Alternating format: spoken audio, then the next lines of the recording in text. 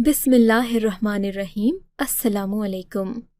आज मैं अपनी भाभी से मिलने के लिए बहुत बेताब थी, और होती भी क्यों ना। मेरे भाई ने एक अरबी मुल्क से शादी की थी।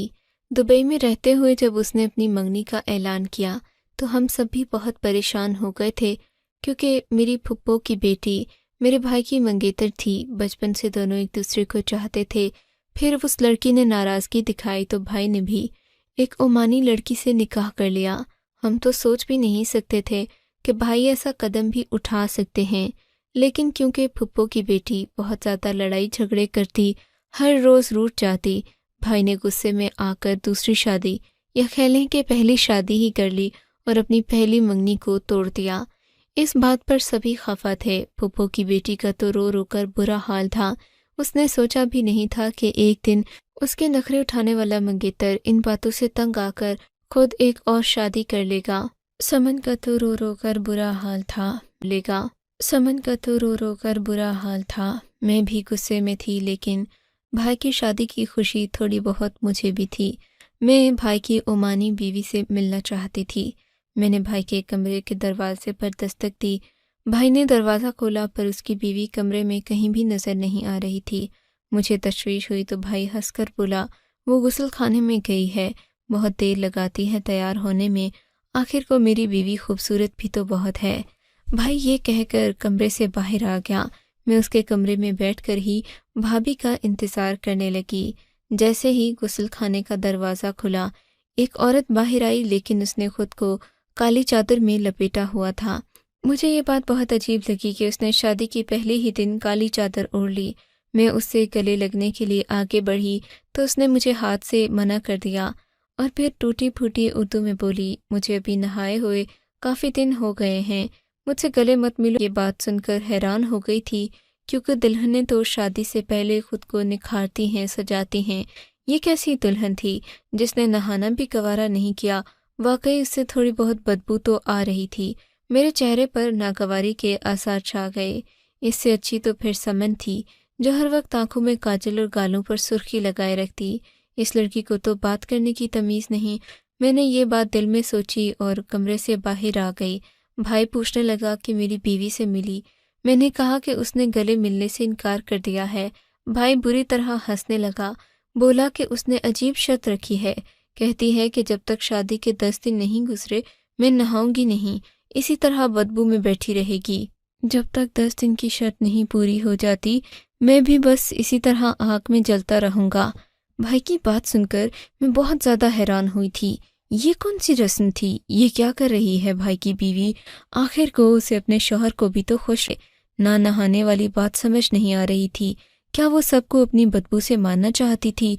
इस बात का मुझे कोई जवाब नहीं मिला। अलबत्ता भाई की बातों से एक बात का अंदाज़ा तो मुझे साफ हो गया था कि भाभी और भाई में किसी किस्म का कोई ताल्लुक नहीं है। वो बस बहन भाइयों की तरह एक कमरे में रह तो रहे थे, पर मियाँ बीवी वाली कोई बात न थी।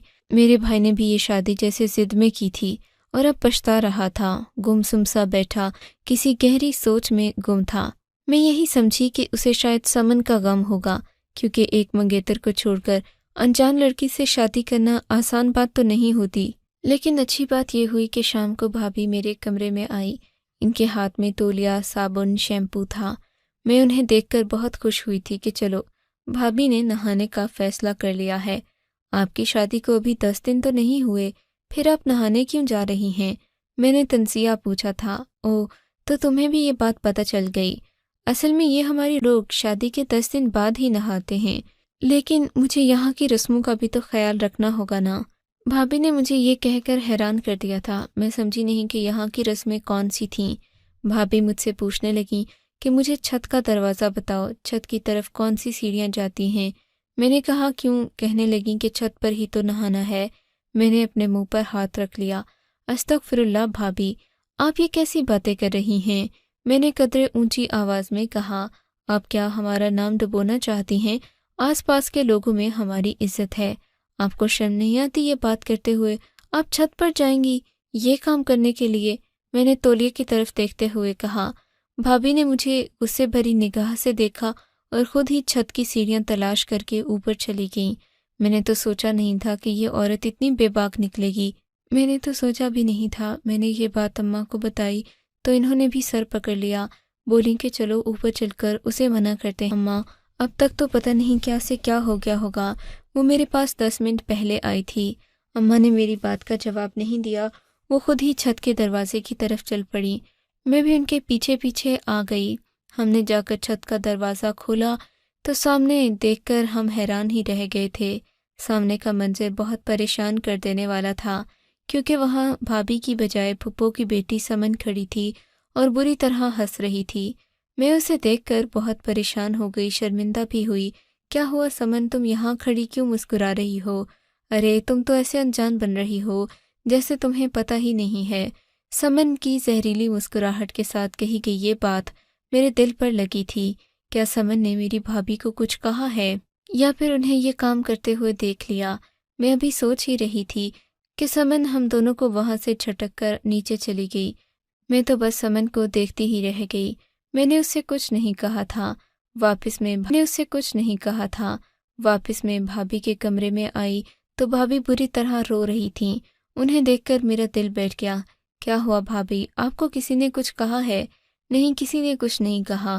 میں دراصل چھت سے گر گئی تھی، میرے گھٹنے میں گہری چوٹ آئی ہے۔ بھابھی نے واقعی گھٹنے کو زور سے دبا رکھا تھا۔ میں نے دیکھا وہ بہت ڈری ہوئی، گھبرائی ہوئی اور پریشان لگ رہی تھیں۔ میں نے انہیں پانی وغیرہ پینے کو دیا۔ چھت پر نہانے والی بات جب میں نے اپنے بھائی کو شام کے وقت بتائی تو بھائی ہنسنے لگے اور بولے، لگتا ہے تم لوگوں کو کوئی غلط فہمی ہوئی ہے، کیونکہ میری بیوی ایسی بالکل بھی نہیں ہے، وہ تو بہت پردہ کرتی ہے، اور یہ جو نہانے والی رسم ہے یہ تو ان عمانی لوگوں کے اندر پائی جاتی ہے، یہ لوگ ایسے ہی کرتے ہیں، کہتے ہیں کہ اس طرح شادی کا اثر دیر تک قائم رہتا ہے۔ یہ سب کرنے کی اور کوئی وجہ نہیں ہے، تم خواہ شک مت کرو، میری بیوی مجھ سے بہت محبت کرتی ہے۔ بظاہر تو بھائی مطمئن تھا، اس لیے میں نے بھی خریدنے کی کوشش نہیں کی۔ اس دن بھابھی بہت بیمار اور بے چین لگ رہی تھیں۔ ہم نے بھی بھابھی کی خدمت کی، انہیں سوپ وغیرہ پلایا اور سب اپنے اپنے کمروں میں آ گئے، پر مجھے عجیب سی بے چینی ہو رہی تھی۔ یہ رات کے تقریباً 2 بجے کا وقت تھا جب مجھے بھابھی کے کمرے سے سسکنے کی آوازیں آنے لگیں۔ میرا کمرہ بھائی کے کمرے کے باہر ہی تھا، اسی لیے میں یہ آوازیں صاف سن سکتی تھی۔ ان آوازوں کے کان میں پڑتے ہی میں اپنے بستر سے اٹھی، کمرے سے باہر آئی تو یہ آوازیں صاف میرے کانوں میں پڑنے لگیں۔ میں بھائی کے کمرے کی طرف بڑھی تو پتہ چلا یہ کمرے کی آوازیں ہی تھیں اور واقعی کمرے کے اندر سے آ رہی تھیں۔ اب میرا شک یقین میں بدل چکا تھا، کیا بھابھی یا بھائی میں سے کوئی رو رہا تھا؟ لیکن وہ ایسا کیوں کریں گے؟ چھوٹے بچے تو نہیں تھے کہ رات کو رونا شروع کر دیتے۔ پھر میں نے بھائی کے کمرے سے کان لگا کر اندر سے آنے والی آوازیں سننے کی کوشش کی۔ غور کرنے پر پتہ چلا یہ تو میرے بھائی کی سسکیوں کی آوازیں تھیں۔ میرا رات کے اس پہر کیوں رو رہا تھا؟ یہ بات میرے ذہن میں آتے ہی میں بے چین ہو گئی۔ دل چاہا کہ میں دروازے پر ہلکی سی دستک دوں، لیکن ایسا کرنے کا کوئی فائدہ نہیں تھا۔ ابھی دروازے کے باہر ہی کھڑی تھی کہ اماں بھی وہاں آ گئیں۔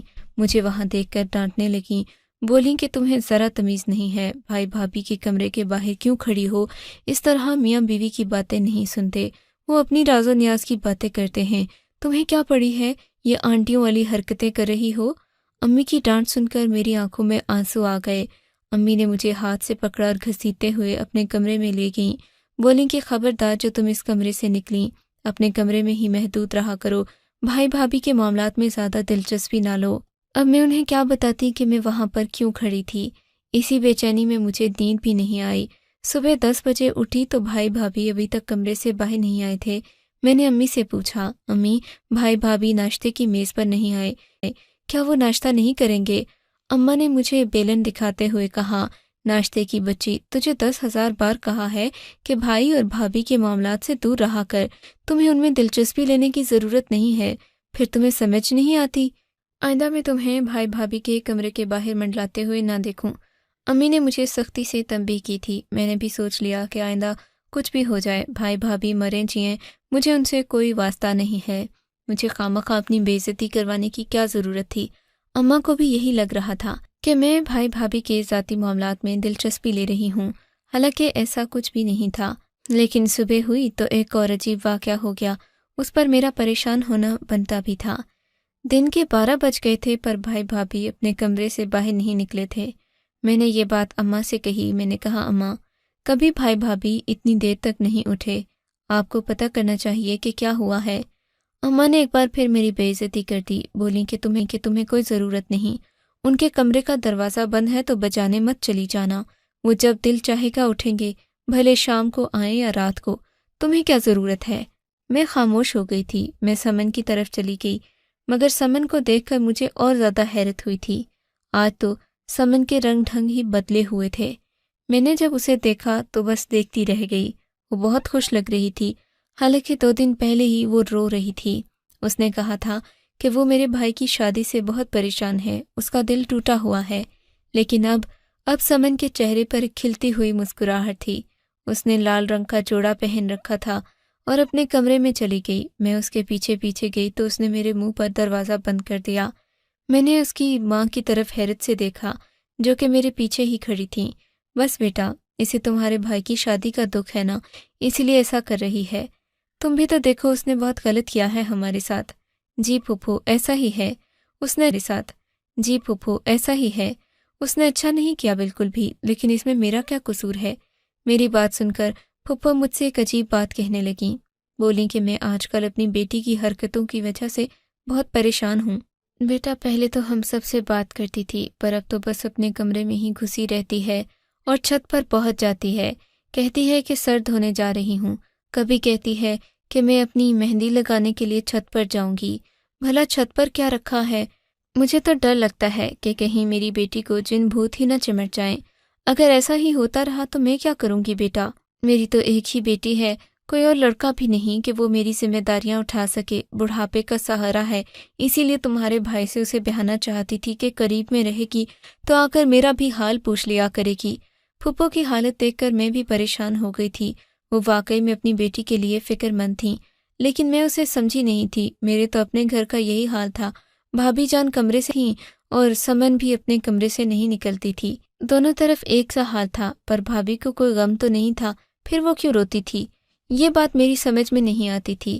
میں کمرے میں آئی تو اماں بہت پریشان تھیں، اب تو ان کا بھی چہرہ لٹکا ہوا تھا۔ شام کے 6 بج رہے تھے۔ بھائی بھابھی کے کمرے کا دروازہ بدستور بند تھا۔ مجھ سے کہنے لگیں، تم ٹھیک ہی کہتی تھی ستارہ، تمہارے بھائی کے کمرے کا دروازہ بند ہے، ابھی تک نہیں کھلا اور مجھے بہت بے چینی ہو رہی ہے۔ اتنی دیر تک تو کوئی دروازہ بند نہیں کرتا، ضرور کوئی نہ کوئی وجہ ہوگی۔ اماں کے کہنے پر میں بھی جا کر ان کے کمرے کے دروازے کے باہر کھڑی ہو کر دروازہ بجانے لگی، پر ان لوگوں نے دروازہ نہیں کھولا۔ تب مجھے ہلکی ہلکی سسکیوں کی آواز آئی۔ میں نے کان لگا کر سننے کی کوشش کی تو وہ میرے بھائی ہی کی آواز تھی۔ میں نے دروازے کو زور زور سے بجانا شروع کیا۔ جب یقین ہوا کہ دروازہ نہیں کھلے گا تو میں اور اماں جا کر بڑا صوفہ لے آئے۔ صوفے کو دروازے کی کنڈی کھولی، دروازہ کھلا تو سامنے کا منظر دیکھ کر ہمارے تو چھکے چھوٹ گئے۔ ہم نے کبھی ایسا سوچا بھی نہیں تھا۔ مجھے تو اپنی بھابھی بہت شریف النفس عورت لگتی تھی، پر اس وقت وہ کسی ڈائن سے کم نہیں لگ رہی تھی۔ وہ بیڈ پر ایسے بال کھولے بیٹھی تھی جیسے ابھی اٹھ کر دھمال ڈالنے لگے گی، اور میرا بھائی بیچارہ رسیوں میں بندھا ہوا تھا اور کرا بھی رہا تھا۔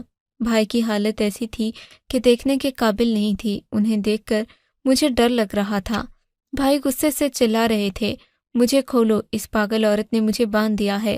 میں اور امی مل کر بھائی کو کھولنے کی کوشش کرنے ہی لگے تھے کہ بھابھی اٹھ کر کھڑی ہو گئی، غصے سے چلانے لگی اور بولی، خبردار اگر کسی نے میرے شوہر کو رسی سے کھولا تو یہ ہماری رسم ہے، ہم ایسے ہی کرتے ہیں، آپ لوگ مجھے اکیلا چھوڑ دیں، یہ میرا اور میرے شوہر کا معاملہ ہے۔ امی نے کہا، بی بی، یہ صرف تمہارا شوہر ہی نہیں، میرا بیٹا بھی ہے، میں حق رکھتی ہوں، اس لیے اپنے بیٹے کو کھولوں گی۔ تم نے تو سچ مچ میرے بیٹے کو غلامی کی زنجیروں میں باندھ دیا ہے۔ اماں ابھی یہ سب کر ہی رہی تھی کہ اس نے گلدان اٹھا کر میری اماں پر دے مارا۔ میں تو ایسا سوچ بھی نہیں سکتی تھی کہ کوئی عورت اتنی بدتمیزی میری ماں کے ساتھ کرے گی۔ اماں بھی پھٹی پھٹی آنکھوں سے اسے دیکھنے لگیں۔ یہ عورت تو آپے سے باہر ہو گئی ہے، لگتا ہے اس کا دماغ چل گیا۔ اماں اونچا اونچا چلانے لگیں تو میں جا کر ابا کو لے آئی۔ ابا نے بھابھی کو بڑی مشکل سے قابو کیا۔ ہم نے بھابھی کو کرسی پر بٹھایا۔ اتنے میں ہم سب نے مل کر بھیا کے وجود کے گرد بندھی رسیاں کھولیں۔ رسیاں بہت احتیاط سے باندھی گئی تھیں۔ انہیں اس قدر زور سے باندھا گیا تھا کہ میرا بھائی چاہ کر بھی وہ رسیاں نہیں کھول سکتا تھا۔ ہم نے بھائی کو رسیوں سے کھولا تو اس نے خدا کا شکر ادا کیا۔ وہ پھٹی پھٹی آنکھوں سے ہماری طرف دیکھنے لگا، بولا کہ اماں میں بہت اذیت میں تھا، صبح سے میں نے کچھ بھی نہیں کھایا، اس ٹائم سے میں کہتا رہا، چلا، لیکن اسے کوئی پرواہ ہی نہیں تھی میری۔ لگتا ہے کہ اسے مجھ سے زیادہ اپنی رسمیں پیاری تھیں۔ تبھی بھابھی مڑ کر میرے بھائی کی طرف دیکھنے لگی اور بولی، میں تو تمہارے ساتھ یہ رسم کرنا چاہتی تھی تاکہ میں تمہیں ایک مکمل مرد بنا سکوں۔ ارے تمہارے ساتھ تو رہنے سے بہتر تھا کہ میں کسی خواجہ سرا کو اپنا باڈی گارڈ رکھ لیتی۔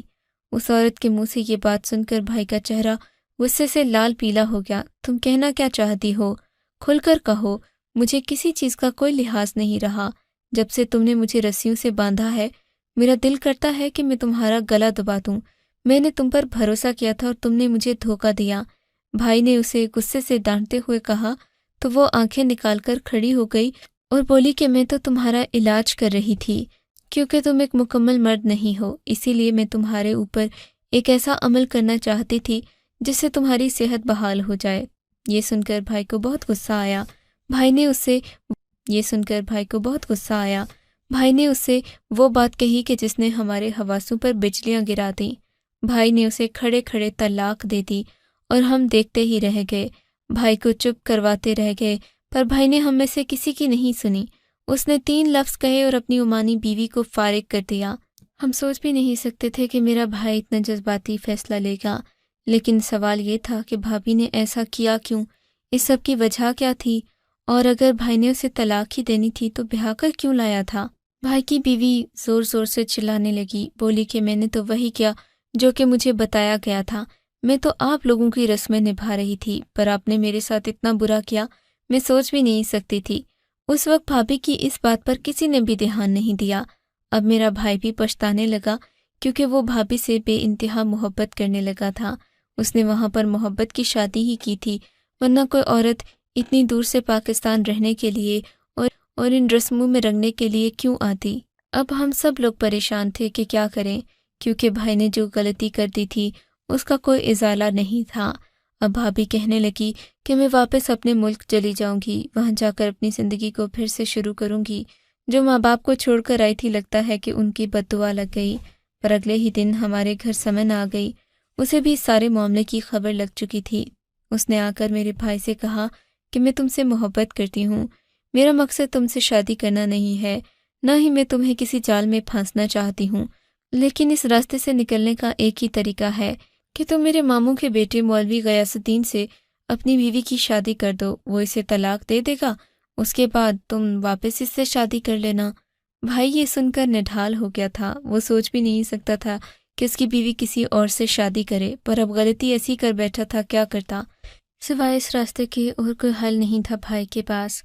پھر سمن کے ذریعے ہی غیاث الدین بھائی سے رابطہ کیا گیا۔ غیاث الدین بھائی دکھنے میں تو بہت ہی زیادہ خوبصورت معلوم ہوتے تھے، ہرگز نہیں لگتا تھا کہ وہ کسی مسجد میں معمولی سے امام ہوں گے۔ ہم انہیں جانتے نہیں تھے، بس سمن کے کہنے پر اپنی بھابھی کو ان کے نکاح میں سادگی سے دے دیا۔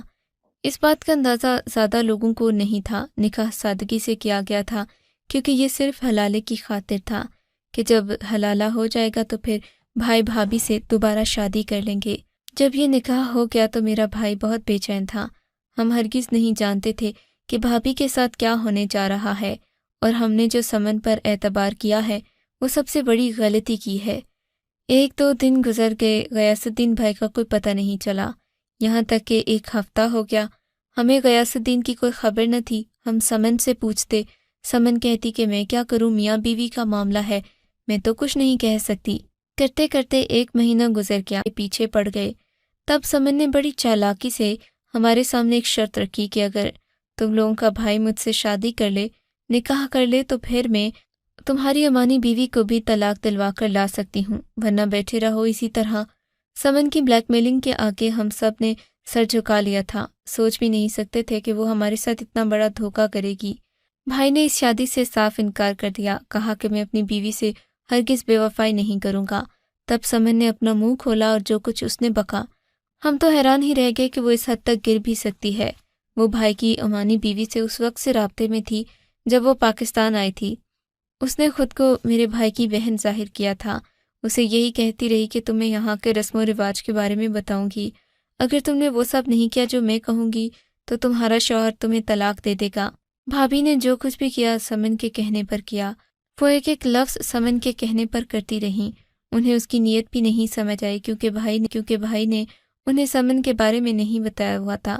اسی لیے کہتے ہیں کہ ایک دوسرے سے بات چیت کرنا اور غلط فہمیاں دور کرنا بہت ضروری ہوتا ہے۔ اگر بھائی سمن کے بارے میں بھابھی کو پہلے بتا دیتے، خبردار کر دیتے، تو ہمیں اس سب کی ضرورت نہیں پڑتی۔ اب بھائی اور بھابھی کے راستے بھی الگ ہو چکے ہیں۔ غیاث الدین نے ہماری بھابھی کو طلاق دینے سے انکار کر دیا ہے۔ وہ کہتا ہے کہ میری بیوی ہے، کوئی مجھے طلاق دینے پر مجبور نہیں کر سکتا، اور مجھے تو اب یہ بھی لگتا ہے کہ بھابھی کا بھی غیاث الدین کے ساتھ دل لگ گیا ہے، کیونکہ غیاث الدین ان کا خیال رکھتے ہیں اور وہ کسی مسجد کے مولوی نہیں بلکہ ایک چھٹے ہوئے وکیل ہیں، اور ایسے چالاک لوگوں سے چھٹکارا پانا تو ہم جیسے شریف لوگوں کے بس کی بات ہی نہیں۔ آپ کو اگر یہ کہانی اچھی لگی ہے تو اس ویڈیو کو لائک کیجیے، اور اس طرح کی مزید کہانیاں سننے کے لیے ہمارے چینل کو ضرور سبسکرائب کیجیے۔ کہانی سننے کا شکریہ۔ آپ سے ملاقات ہوگی اگلی ویڈیو میں، تب تک کے لیے اللہ حافظ۔